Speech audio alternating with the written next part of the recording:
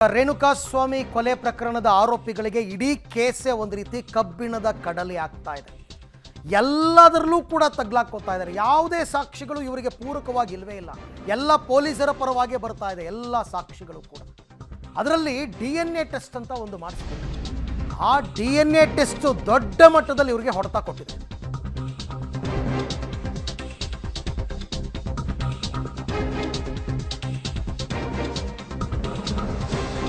DNA matching ಆರೋಪಿಗಳಿಗೆ ದೊಡ್ಡ ಮಟ್ಟದ ಸಂಕಷ್ಟವನ್ನು ತಂದಿದೆ. ಬಹುತೇಕ ಆರೋಪಿಗಳ ಮೈ ಮೇಲೆ, ಬಟ್ಟೆಗಳ ಮೇಲೆ, ಚಪ್ಪಲಿಗಳ ಮೇಲೆ ರೇಣುಕಾಸ್ವಾಮಿ ರಕ್ತ ಪತ್ತೆಯಾಗಿದೆ. ಹಾಗಾದರೆ ಯಾರ್ಯಾರ ಬಟ್ಟೆ ಮೇಲೆ ರಕ್ತದ ಕಲೆ ಇದೆ? ಎಲ್ಲರ ಬಟ್ಟೆಗಳನ್ನು ಕೂಡ ಕಲೆಕ್ಟ್ ಮಾಡ್ಕೊಂಡಿದ್ರು ಪೊಲೀಸರು, ಇನ್ಕ್ಲೂಡಿಂಗ್ ದರ್ಶನ್. ಯಾರ್ಯಾರ ಬಟ್ಟೆ ಮೇಲಿದೆ? ಮೊದಲ ಆರೋಪಿ ಪವಿತ್ರ ಗೌಡ ಬಟ್ಟೆ ಮೇಲೆ ರೇಣುಕಾಸ್ವಾಮಿ ರಕ್ತದ ಕಲೆ ಪತ್ತೆಯಾಗಿದೆ. A2 ದರ್ಶನ್ ಬಟ್ಟೆ ಮೇಲೆ ಲ್ಯೂಮಿನಲ್ ಟೆಸ್ಟನ್ನು ಮಾಡಿದಾಗ ರೇಣುಕಾಸ್ವಾಮಿ ಬ್ಲಡ್ ಪತ್ತೆಯಾಗಿದೆ. A4 ರಾಘವೇಂದ್ರ, A5 ನಂದೀಶ್, ಹಾಗೆಯೇ A6 Jagadish, A7 Anukumar, A8 Ravishankar, A9 Dhanraj. ಅಂದರೆ ಇವರೆಲ್ಲರ ಬಟ್ಟೆಯ ಮೇಲೆ ರೇಣುಕಾಸ್ವಾಮಿ ರಕ್ತ ಸಿಕ್ಕಿದೆ. A10 Vinay, A11 Nagaraj, A12 Lakshman, A13 Deepak, A14 Pradosh ಮತ್ತು A17 ನಿಖಿಲ್ ನಾಯಕ್. ಇವರಿಷ್ಟು ಜನರ ಬಟ್ಟೆಯ ಮೇಲೆ ರಕ್ತದ ಕಲೆ ಪತ್ತೆಯಾಗಿದೆ. ಇಷ್ಟು ಜನರ ಬಟ್ಟೆಯ ಮೇಲೆ ರಕ್ತದ ಕಲೆ ಪತ್ತೆಯಾಗಿದೆ. ಬರೀ ಬಟ್ಟೆ ಅಲ್ಲ, ಶೂಸು ಚಪ್ಪಲಿನೂ ವಶಪಡಿಸ್ಕೊಂಡು ಟೆಸ್ಟ್ ಕಳಿಸಿದ್ರು ಪೊಲೀಸರು. ಅಲ್ಲೂ ಕೆಲವರು ಶೂ ಚಪ್ಪಲಿನಲ್ಲಿ ಗೊತ್ತಾಗಿದೆ. A1 ಪವಿತ್ರ ಗೌಡ ಚಪ್ಪಲಿಯಲ್ಲಿ ರೇಣುಕಾಸ್ವಾಮಿ ರಕ್ತದ ಕಲೆ ಪತ್ತೆಯಾಗಿದೆ. A2 ದರ್ಶನ್ ಅವತ್ತು ಲೂಫರ್ಸ್ ಶೂಸನ್ನು ಹಾಕಿದ್ರಂತೆ, ಅವರ ಶೂಸ್ನಲ್ಲಿ ರಕ್ತದ ಕಲೆ ಪತ್ತೆಯಾಗಿದೆ. A4 ರಾಘವೇಂದ್ರ ಚಪ್ಪಲಿಯಲ್ಲಿ ರಕ್ತದ ಕಲೆ ಪತ್ತೆಯಾಗಿದೆ. ಹಾಗೆಯೇ A5 Nandish, A10 Vinay, A11 Nagaraj ಮತ್ತು A13 ದೀಪಕ್.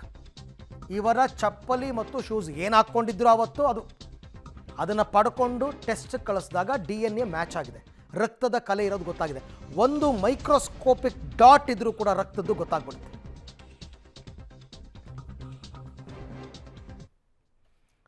ಇನ್ನು ಯಾವಾಗ ರೇಣುಕಾಸ್ವಾಮಿ ಕೊಲೆ ಆಯಿತು, ಈ ಪ್ರಕರಣದ ದಿಕ್ಕು ತಪ್ಪಿಸೋ ಕೆಲಸವನ್ನು ಮಾಡ್ತಾರೆ. ಯಾರೋ 3 ಜನನ್ನ ರೆಡಿ ಮಾಡಿಬಿಟ್ಟು ಹೋಗಿ ಸರೆಂಡರ್ ಆಗಿ ಅಂತಾರೆ. ಅದ್ರ ಬಗ್ಗೆನೂ ಕೂಡ ಮಾಹಿತಿ ಇವಾಗ ಕಲೆ ಹಾಕಿದ್ದಾರೆ ಪೊಲೀಸರು. ಅವಾಗೇನು ನಡೀತು ಅಂತ. ಚಿತ್ರದುರ್ಗದ ರೇಣುಕಾಸ್ವಾಮಿ ಕೊಲೆ ಪ್ರಕರಣದಲ್ಲಿ ಹತ್ಯೆ ಮಾಡಿದ್ಯಾರೋ, ಪೊಲೀಸರ ಮುಂದೆ ಶರಣಾಗಿದ್ದಿನ್ಯಾರೋ? ಆರೋಪಿಗಳು ಪೊಲೀಸರ ಮುಂದೆ ಶರಣಾಗೋ ಮುನ್ನ ನಡೆದದ್ದೇನು? ಪೊಲೀಸರ ಕೈ ಸೇರಿದೆ ಆರೋಪಿಗಳ ಸಂಪೂರ್ಣ ಮಾಹಿತಿ. ಏನಾಯಿತು ಅಂತ ಸ್ವಲ್ಪ ಮಾಹಿತಿಯನ್ನು ಕೊಡ್ತೀವಿ, ನೋಡ್ತಾ ಹೋಗೋಣ. ಡೆವಿಲ್ ಗ್ಯಾಂಗ್ನ ಡಬಲ್ ಗೇಮ್ ಇದು. ಹತ್ಯೆ ಮಾಡಿದ್ದು, ಕೊಲೆ ಮಾಡಿದ್ಯಾರೋ, ಪೊಲೀಸರ ಮುಂದೆ ಶರಣಾಗಿದ್ದೆ ಯಾರೋ. 4 ಆರೋಪಿಗಳು ಶರಣಾಗೋ ಮುನ್ನ 3 ಜನ ಪೊಲೀಸ್ ಸ್ಟೇಷನ್ ಮುಂದೆ ಕಾವಲು ಕಾಯ್ತಾರಂತೆ.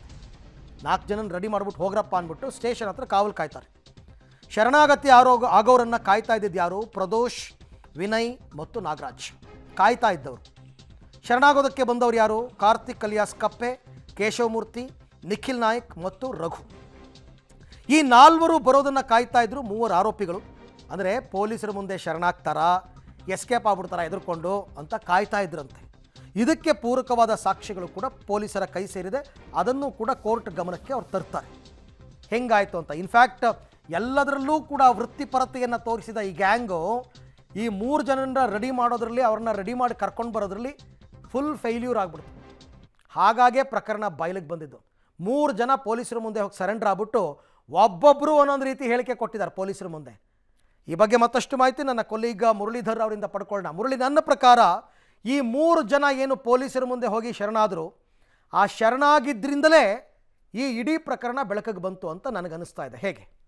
ಖಂಡಿತ ಅರವಿಂದ್, ಯಾಕೆಂದರೆ ಯಾವಾಗ ಪೊಲೀಸರು ಈ ಶವ ಸಿಕ್ಕಿತ್ತು ಅಂತ ಗೊತ್ತಾಗುತ್ತೆ, ಶವ ಸಿಕ್ಕಿದ ಮೇಲೆ ಪೊಲೀಸರು ಸಾಮಾನ್ಯವಾಗಿ ತನಿಖೆಯನ್ನು ಮಾಡ್ತಾರೆ. ತನಿಖೆಯನ್ನು ಮಾಡಿ ಯಾರ್ಯಾರಿದ್ರು ಈ ಪ್ರಕರಣದಲ್ಲಿ ಅನ್ನೋದನ್ನ ಯಾವಾಗ ಟ್ಯಾಕಲ್ ಮಾಡ್ತಾರೆ, ಅಲ್ಲಿ ತನಕ ಬರ್ತಾರೆ ಅನ್ನೋದು ಗೊತ್ತಾಗುತ್ತೆ. ತಕ್ಷಣವೇ ಇವರು ಎಚ್ಚೆತ್ಕೊಂಡು ಒಂದು 4 ಜನ ಆರೋಪಿಗಳೇನಿರ್ತಾರೆ ಅವರನ್ನು ಶರಣಾಗತರನ್ನಾಗಿ ಮಾಡಿಬಿಡುವಂಥದ್ದು. ಶರಣಾಗತಿಗೆ ಮಾಡಿದ್ರೆ ಅವರ ಪೊಲೀಸರ ತನಿಖೆ ಏನಿತ್ತು, ಪೊಲೀಸರ ತನಿಖೆ ಅಲ್ಲಿ ನಿಂತು ಹೋಗುತ್ತೆ. ಅದಾದ ಬಳಿಕ ಇಡೀ ಪ್ರಕರಣ ಅವರ ಮೇಲೆ ಕೇಂದ್ರೀಕೃತ ಆಗುತ್ತೆ ಅಂತೇಳಿ ಭಾವಿಸಿ 4 ಜನರನ್ನ ಶರಣಾಗತನಾಗಿ ಮಾಡುವಂಥದ್ದು. ಯಾಕಂದ್ರೆ ಕಾರ್ತಿಕ್ ಇರ್ಬೋದು, ಕೇಶವಮೂರ್ತಿ ಇರ್ಬೋದು, ನಿಖಿಲ್ ಇರ್ಬೋದು, ಇವ್ರು ಯಾರು ಕೂಡ ಅವತ್ತು ಕ್ರೈಮ್ ಸೀನಲ್ಲಿ ಇರಲಿಲ್ಲ, ಪಟ್ಟಣಗೆರೆ ಶೆಡ್ಡಲ್ಲಿ ಇರಲಿಲ್ಲ, ಆತನನ್ನ ಅಪಹರಣ ಮಾಡ್ಕೊಂಡು ಬರೋ ಸಂದರ್ಭದಲ್ಲೂ ಕೂಡ ಇರಲಿಲ್ಲ. ಕೇವಲ ಅಪಹರಣ ಮಾಡ್ಕೊಂಡು ಬಂದಂಥ ಸಂದರ್ಭದಲ್ಲಿ ಇದ್ದಂಥದ್ದು ರಾಘವೇಂದ್ರ ಮಾತ್ರ, ಅಂದ್ರೆ ಚಿತ್ರದುರ್ಗದಿಂದ ಬಂದಂಥ ವ್ಯಕ್ತಿ. ಅವರು ಒಂದು ಪೊಲೀಸರ ಮುಂದೆ ಹೋಗಿ ಒಂದು ಕ್ಲೈಮ್ ಅನ್ನ ಮಾಡ್ತಾರೆ, ನಮಗೆ ಫೈನಾನ್ಸ್ನ ವ್ಯವಹಾರಗಳಿತ್ತು, ಆ ವಿಚಾರಕ್ಕೆ ಸಂಬಂಧಪಟ್ಟಂತೆ ನಾವು ಗಲಾಟೆಯನ್ನ ಮಾಡ್ಕೊಂಡು ಈ ನಾವು 4 ಜನ ಏನಿದ್ವು, 4 ಜನ ಸೇರಿ ಹತ್ಯೆಯನ್ನ ಮಾಡಿದ್ವಿ ಅಂತೇಳಿ ಹೇಳಿಕೆಯನ್ನ ಕೊಡುವಂಥದ್ದು. ಆದ್ರೆ ಆತ ಆ 4 ಜನ ಆರೋಪಿಗಳೇನಿದ್ರು, ಆರೋಪಿಗಳು ಶರಣಾಗತರಾಗುವಂಥವ್ರು ಪೊಲೀಸ್ ಠಾಣೆ ಒಳಗಡೆ ಹೋಗೋ ತನಕನೂ ಕೂಡ ಇನ್ನುಳಿದಂಥ ಆರೋಪಿಗಳು ಒಂದು ಕಾರ್ನಲ್ಲಿ ಕುಳಿತು ಕಾಯ್ತಾ ಇರುವಂಥ ಒಂದಷ್ಟು ಫೋಟೋಸು ಮತ್ತು ಒಂದಷ್ಟು ಡಿಜಿಟಲ್ ಎವಿಡೆನ್ಸ್ಗಳೇನಿದೆ ಅದನ್ನ ಪೊಲೀಸರು ಕೂಡ ಈಗಾಗಲೇ ಪಡ್ಕೊಂಡಿರುವಂಥದ್ದು. ಯಾಕೆಂದ್ರೆ ಅವರು ಪೊಲೀಸ್ ಠಾಣೆ ಒಳಗಡೆ ಹೋಗ್ತಾರಾ ಇಲ್ಲ ಅಲ್ಲಿಂದ ಎಸ್ಕೇಪ್ ಆಗ್ಬಿಡ್ತಾರ, ಯಾಕಂದ್ರೆ ಅವ್ರಿಗಾಗಲೇ 5-5 ಲಕ್ಷ ಮುಂಗಡವಾಗಿ ಹಣವನ್ನು ಕೂಡ ಕೊಟ್ಟಿದ್ರು, ಹಣವನ್ನು ಪಡ್ಕೊಂಡು ಎಸ್ಕೇಪ್ ಆಗ್ತಾರ, ಅವರನ್ನ ಹಿಡಿಲಿಕ್ಕೆ ಸಾಧ್ಯ ಆಗಲ್ಲ ಅಂತ ಹೇಳಿ ಹೋಗ್ತಾರಾ ಇಲ್ವಾ ಅನ್ನೋದನ್ನ ಕನ್ಫರ್ಮೇಶನ್ಗೋಸ್ಕರ ಪೊಲೀಸ್ ಠಾಣೆ ಹತ್ರದಲ್ಲಿ ಕೂತು ಕಾಯ್ತಾ ಇದ್ರು ಅನ್ನೋದ್ರ ಬಗ್ಗೆ ಕೂಡ ಈಗ ಮಾಹಿತಿಗಳು ಸಿಗ್ತಾ ಇದಾವೆ. ಅದ್ರ ಬಗ್ಗೆ ಕೂಡ ಪೊಲೀಸರ ತನಿಖೆಯಲ್ಲಿ ಬಯಲಾಗಿರುವಂಥದ್ದು. ಒಟ್ಟಿನಲ್ಲಿ ಇಡೀ ತನಿಖೆ ಒಂದು ರೀತಿಯಲ್ಲಿ ಸವಿಸ್ತಾರ ಸಾಗ್ತಾ ಹೋಗ್ತದೆ. ಜೊತೆಗೆ ಈ 3 ಜನ ಆರೋಪಿಗಳೇನಿದ್ರು ಅದರಲ್ಲಿ ರಾಘವೇಂದ್ರ ಒಂದಷ್ಟು ಮಾಹಿತಿಗಳನ್ನ ಪೊಲೀಸರ ಮುಂದೆ ನೀಡಿರ್ತಾನೆ, ಆದ್ರೆ ನಿಖಿಲ್ ಮತ್ತು ಕಾರ್ತಿಕ್ ಮತ್ತು ಕಪ್ಪೆ ಏನಿರ್ತಾನೆ ಇವರೆಲ್ಲರೂ ಕೂಡ ಬೇರೆ ಬೇರೆಯ ಹೇಳಿಕೆಯನ್ನ ಕೊಟ್ಟಿದ್ದ ಹಿನ್ನೆಲೆಯಲ್ಲಿ ಪೊಲೀಸರಿಗೆ ಈ ಎಲ್ಲ ಅನುಮಾನಗಳು ಕೂಡ ಬರ್ಲಿಕ್ಕೆ ಕಾರಣ ಆಗಿದ್ದಂಥದ್ದು. ಥ್ಯಾಂಕ್ ಯು, ತಮ್ಮ ಎಲ್ಲ ಮಾಹಿತಿಗಾಗಿ ಧನ್ಯವಾದ. ಸೊ ಇಷ್ಟೆಲ್ಲ ಹೇಳಿದ್ವಲ್ಲ ಕಥೆ ಕಳೆದ 2 ಗಂಟೆಯಿಂದ, ಮಾಡಿದ ತಪ್ಪಿಗೆ ಶಿಕ್ಷೆ ಅನುಭವಿಸಬೇಕು, ರೇಣುಕಾಸ್ವಾಮಿ ಕುಟುಂಬಕ್ಕೆ ನ್ಯಾಯ ಸಿಗಬೇಕು ಅನ್ನೋ ನಿಟ್ಟಿನಲ್ಲಿ ಪೊಲೀಸರು ಪ್ರಾಮಾಣಿಕವಾದ ಕೆಲಸ ಮಾಡ್ತಾ ಇದ್ದಾರೆ. ಹಾಗಾಗಬೇಕು.